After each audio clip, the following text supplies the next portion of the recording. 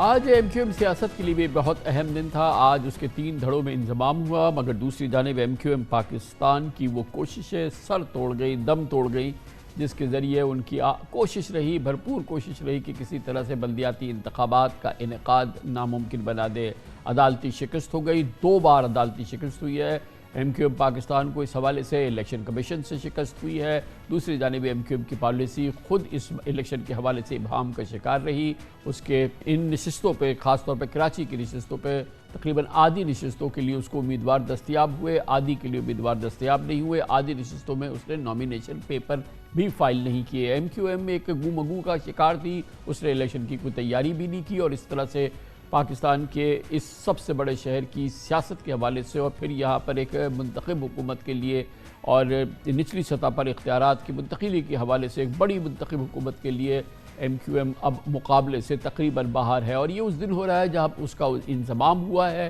اور یہ وہ پوری صورتحال ہے جس میں یقیناً وہ بے بس نظر آتی ہے۔ آج اس سلسلے میں بیانات تو دیے گئے اور اعلانات بھی کیے گئے کہ اس کو طاقت سے روکنے کی کوشش کی جائے گی، لیکن جیسے کہ میں نے وقفے سے قبل آپ کو بتایا کہ ایم کیو ایم اس حوالے سے اپنا جمہوری، عدالتی، آئینی، قانونی جنگ ہار چکی ہے۔ بہرحال آج کی اس ڈیولپمنٹ پہ اور ایم کیو ایم کے 3 دھڑوں کے انضمام پر بات کرنے کے لیے ہم نے دعوت دی ہے ایم کیو ایم کے سینئر ترین، جو بنیادی ایم کیو ایم تھی، جو حقیقی ایم کیو ایم تھی، اس کے سینئر ترین بانی اراکین میں سے ایک، کراچی کے سابق میئر بھی رہے، ڈاکٹر فاروق ستار ہمارے ساتھ ہیں۔ بہت بہت شکریہ فاروق بھائی، آپ نے ہمیں جوائن کیا ہے۔ یہ معاملہ تو ہو گیا ہے، ابھی فی الحال میرے خیال میں صرف یہ طے ہوا ہے کہ خالد مقبول جو ہیں وہ کنوینر رہیں گے، اور باقی عہدے اور یہ اس پہ کیا تنظیم سازی ہوگی اس کو مؤخر رکھا گیا ہے۔ اس کو اس لیے ہم نے مؤخر رکھا ہے کہ وہ خالد مقبول صدیقی انشاءاللہ خود ہی اس کو کہیں صلاح مشورے کی ضرورت ہوگی تو ہم صلاح مشورہ کر لیں گے، فیصلہ سازی، پالیسی سازی یا مختلف تنظیمی کاموں کی تقسیم، اور پھر جو پولیٹیکل سائیڈ ہے اس کو آگے کس طرح بڑھانا۔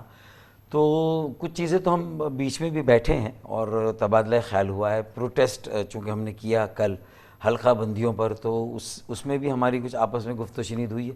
لیکن مجھے لگتا ہے کہ جو مجھے نظر آ رہا ہے رویے کہیں، سوچ کہیں، وہ بہت کھلی ہے، اور مجھے اچھا امکان نظر آتا ہے کہ ٹھیک ہے یہ بلدیاتی انتخاب ایک بڑی آزمائش ضرور آ گئی ہے، اور عدالت سے یا کہیں اور سے اگر انصاف نہیں ملا ہے،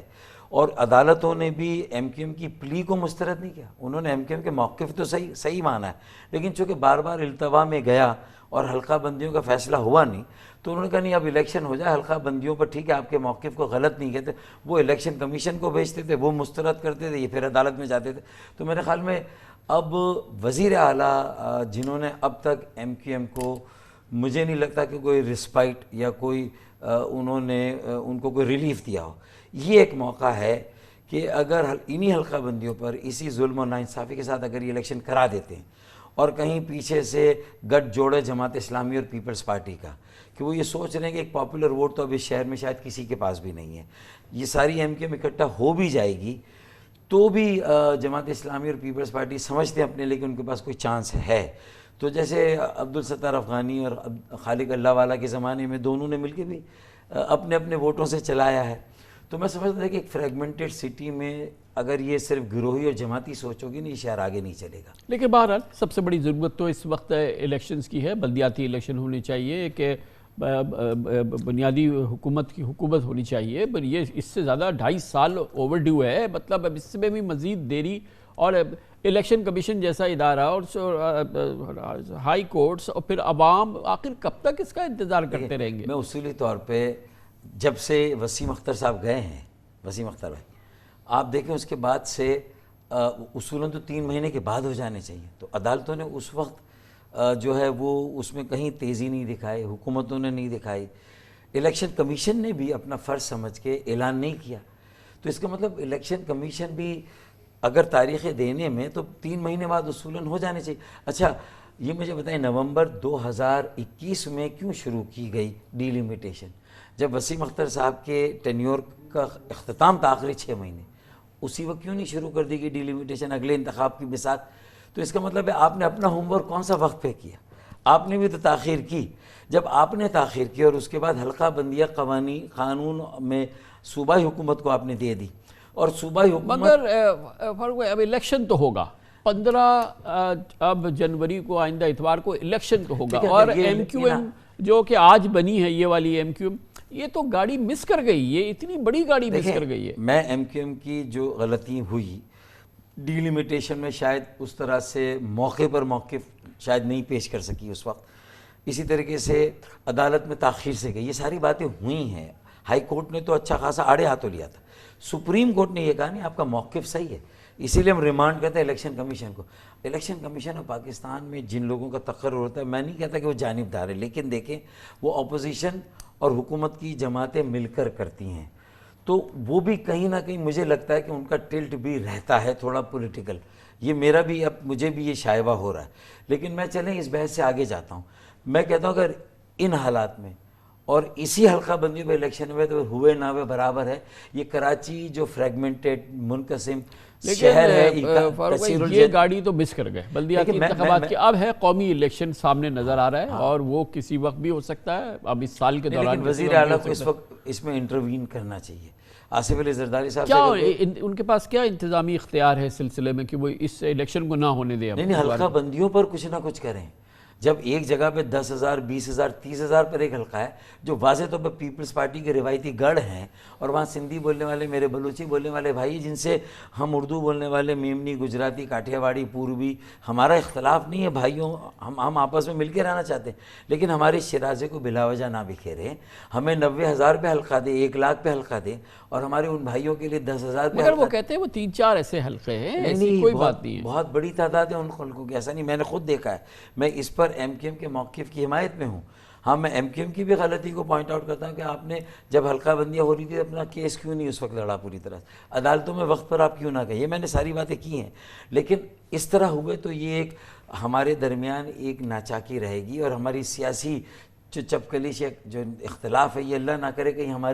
ہمارے ووٹرز میں نہ چلا جائے، تو یہ مجھے ڈر ہے کہ کہیں اس کا آگے پورے شہر میں، دیکھیں کراچی کا استحکام پاکستان کا استحکام ہے، اگر کراچی غیر مستحکم ہوگا پورا ملک ڈسٹیبلائز ہوگا۔ کیا فیصلہ کیا ہے جس جگہ پہ نامینیشن پیپر فائل کر دیے، جس ایم کیو ایم نے بھی فائل کر دیے، وہاں پر یہ الیکشن لڑیں گے؟ دیکھیں لڑنا تو پھر چاہیے، الیکشن لڑنا چاہیے، دیکھیں میں نے تو یہ بھی کہا ہے کہ اگر آپ اتنے سمجھتے ہیں کہ یہ الیکشن آپ سے لے لیا گیا، قبل الیکشن دھاندلی ہوئی ہے، تو پھر بائیکاٹ بھی کرے۔ میں نے تو بائیکاٹ کے آپشن پر بھی اپنا ووٹ خالد بھائی کو دے دیا ہے کہ اگر کرتے ہیں تو ہم سب ساتھ ہیں، اور بائیکاٹ ہونے سے بھی اس شہر کی نمائندگی طے نہیں ہوگی۔ وہ دیکھیں بلدیاتی کوئی بھی میئر کسی بھی پارٹی کا آ جائے، جب تک ہم ساری، اور میں یہ جو ایم کیو ایم کو جوڑنے کے بعد 2 سالوں سے کر رہا تھا اس کے سارے دڑوں، میں تو اس سے آگے جانا، Jamaat Islami, T L P, P T I, جب تک ان کے ساتھ مل کر ہم نہیں کریں گے تو جو پیپلز پارٹی نے بلا شرکت خیر 15 سالوں میں اس پورے شہر کو دیوار سے لگا دیا، پھر سندھ کے شہروں کو جو کچھ اس کا حشر نشر ہوا، کراچی کا جو حال ہے،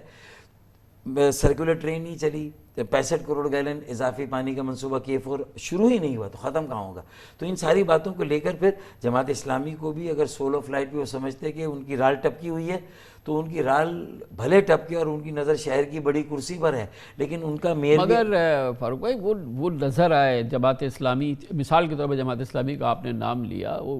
انہوں نے بھرپور کوشش کی ہے شہر کے لیے، سڑکوں پر ہے، عوام میں ہے، سامنے ہے، دن رات ایک کر دیا۔ یہ ایم کیو ایم تو کہاں تھی، کہیں نظر بھی نہیں آئی ہے، یہ تو اب نظر آئے، اور خود ان کو شرمندہ ہونا چاہیے کہ وہ ووٹ مانگ رہے ہیں اور اب شہر کی ترجمانی کی بات کر رہے ہیں۔ اب آج یہ نیا جنم لیا ہے، اب اس کے بعد اگر اس میں کوئی جان آئے تو آئے، ورنہ تو وہ بیچاری بے جان تھی۔ دیکھیں یہ پہلا ایک وہ لیا ہے، وہ پورٹ اینڈ شپنگ کی وزارت ہے جو کہ وہ ان کو دے دی ہے فیصل سبزواری کو، اور ایک وہ امین اللہ کی وزارت ہے، یہ ان دونوں نے مزے کر لیے، باقی تو کوئی ایم کیو ایم کیا ہے۔ عمران بھائی دیکھیں صورتحال ہے پیچیدہ، میں اس سے انکار نہیں کر رہا، اور آج ضرورت کیوں تھی کہ سب بیٹھے، آج کیوں بیٹر سینس پریویل کرے؟ اس کا مطلب پیچھے کچھ ایسا ہوا ہے نا کہ پرفارم نہیں کر سکے، ڈیلیور نہیں کر سکے، وزارتوں میں رہے، اقتدار میں رہے، یہ سوال ہیں لوگوں کے جائز، اسی کا جواب دینے، آگے کے فیصلوں کو بہتر بنانے کے لیے، تاکہ بہتر سمجھ بوجھ سے اجتماعی مفاد میں فیصلہ ہو، انفرادی مفاد اور انا کو پیچھے رکھا جائے، اور جو یہ فروعی اختلاف ہے اس کو دور کر کے مڈل کلاس پڑھے لکھے نوجوانوں کا سیاسی عمل ہو، جو غلطیاں ہیں اس کا اعتراف بھی کیا جائے، اس کے لوگوں ووٹ بینک سے لوگوں سے معافی بھی مانگی جائے۔ ڈاکٹر فاروق ستار ہمارے ساتھ۔